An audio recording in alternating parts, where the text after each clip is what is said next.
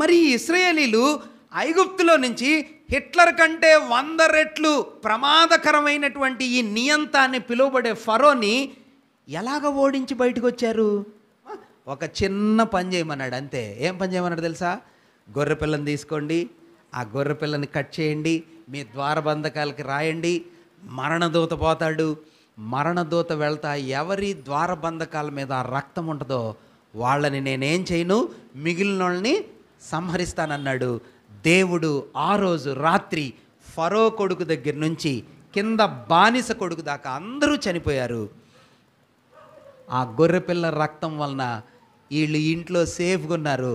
ఆ రోజు ఉదయాన్నే, అది మధ్యరాత్రి జరిగింది, 14వ తారీఖు మధ్యరాత్రి జరిగింది. వీళ్ళు బ్యాగులు గీగులు అన్నీ సర్దుకొని సిద్ధంగా ఉన్నారు, చెప్పులు వేసుకొని తిన్నారు. పస్కా పండుగ తెలుసు కదన్నా. ఇదంతా ఎక్కడ కనిపించిందమ్మా మీకు బైబిల్లో? నిర్గమకాండం 12వ అధ్యాయం. అంటే ఇవన్నీ నేను సొంతగా చెప్తున్నానా నిజంగా ఉన్నాయని మీరు చెక్